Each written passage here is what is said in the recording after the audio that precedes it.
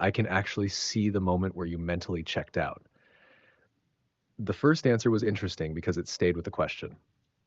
This one started sounding like AI comfort mode. You said, open quote, I changed not Fen City, I changed country, close quote. That's an important correction.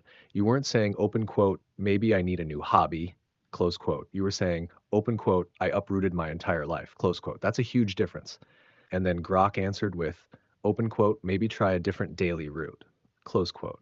I know why you went, open quote, close quote, because your brain is thinking, open quote, mate, I crossed an ocean, close quote.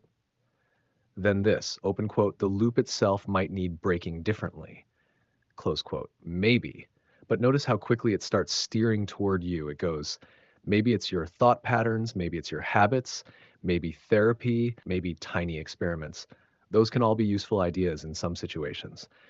But if I were in your shoes reading that, I'd probably think, open quote, I have changed countries, changed jobs, learned another language, built a career, survived cancer, changed my perspective more times than I can count, close quote.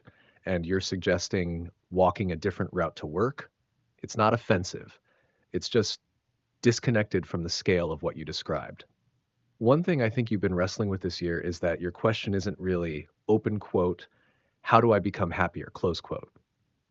It's more like open quote, how many times is someone expected to reinvent themselves before it's enough? Close quote. That's a different question because you've already reinvented yourself multiple times. Hungary, Canada, new jobs, different responsibilities, personal growth, looking inward, changing how you react, that learning boundaries. Those aren't tiny adjustments, they're major life changes. So when someone says, open quote, try a new activity, close quote, I can see why your brain goes, open quote, you think that's the missing piece, close quote. Where I do agree with Grok is one sentence, open quote, the world isn't always set up so that persistence change equals better life, close quote. I think that's an uncomfortable truth. We like stories where hard work guarantees a better ending. Reality doesn't promise that. Sometimes people do almost everything right and still get hit by illness, bad timing, economic changes, or plain bad luck. Recognizing that isn't pessimism. It's acknowledging that effort and outcome aren't perfectly linked. Also, I laughed at this part because I could hear your tone. Open quote, I changed not Fen City, I changed country. Um, close quote. That sentence has so much accumulated frustration packed into it. It's basically, open quote, don't minimize what I've already done, close quote. And I think that's the piece Grok missed.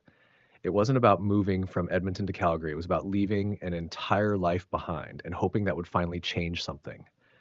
When someone has already made changes on that scale, the conversation probably needs to acknowledge that before suggesting another tweak.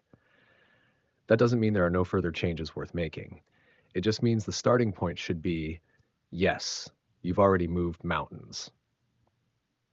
And yes, I understand why this one landed as blah.